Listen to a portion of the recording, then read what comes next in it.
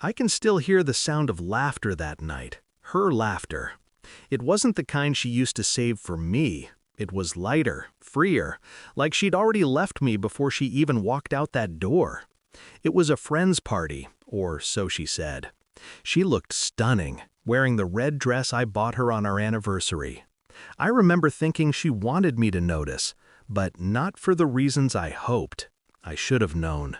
The way she glanced at her phone when she thought I wasn't watching, the way her smile tightened when I touched her hand, the way she started calling me by my name instead of love. And then he arrived. Mark Langford, a smug investment broker with the kind of grin that only men with too much money and too little soul wear. He was dressed like a man who'd never been told no. He shook my hand like it was beneath him. Then he saw her, and I saw her see him. She didn't hide it, neither did he. They danced. Too close, too long. And when the night ended, he looked at me like I was an inconvenience standing between him and his next possession. He slipped me a dollar bill, folded once, neat. "I'll take good care of her tonight," he said, grinning. People laughed. I didn't. I just looked at the bill in my hand and smiled. That was the moment I stopped being her husband. Before that night, I had been blind, a man who thought loyalty was repaid in kind. We'd built everything together. The house, the business, the life. Every brick, every dollar, every late night. She used to say, "We're a team." Apparently, she found a better one. The next morning, she was gone. Her side of the bed, cold. Her phone, off. I found her car parked at the Langford estate. My anger came in waves, violent, consuming, but I didn't act on it. Not yet. See, there's something about betrayal that sharpens you. Pain becomes purpose.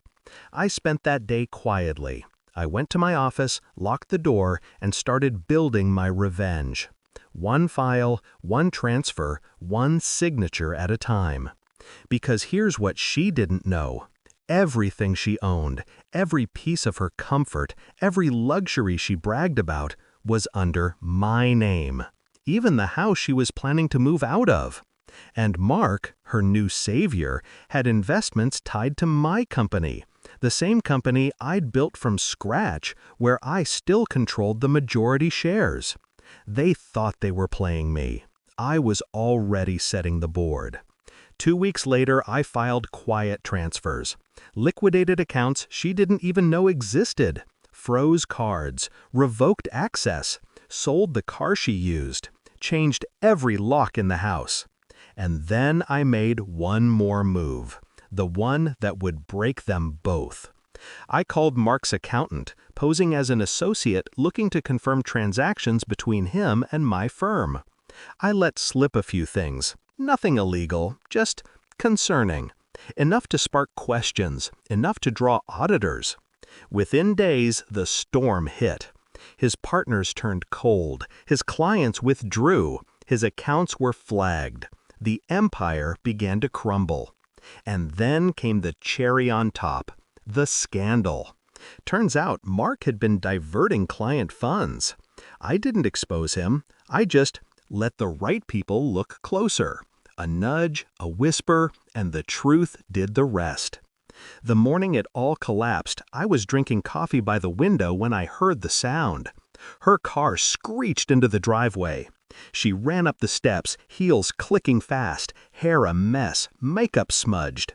She fumbled her key, shoved it in the lock, and froze when it didn't turn. I watched from behind the curtain, calm, silent. She tried again, then again. Panic spread across her face. That's when her phone rang. She answered, and even through the glass, I could hear his voice. Mark, screaming, furious. "You didn't tell me your husband is the majority owner, you stupid!" He didn't finish. She dropped the phone, stared at the door, then at the windows, and then, finally, at me. Our eyes met. Hers, wide and desperate. Mine, still. I didn't open the door.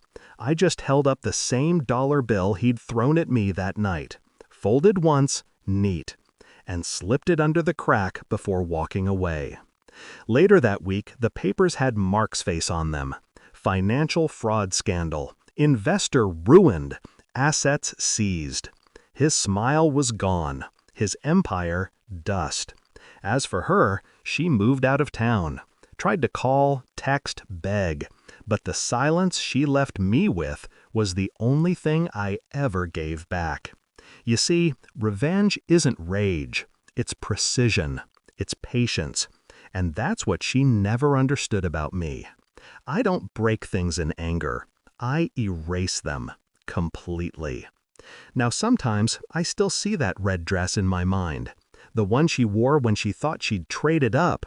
But that night, when she laughed across the room at another man's joke, she didn't know it was her last laugh at my expense. Because I wasn't the fool. I was the quiet man taking notes. And when I closed that door for the last time, I didn't just end a marriage. I ended a performance and walked away with everything, including my dignity.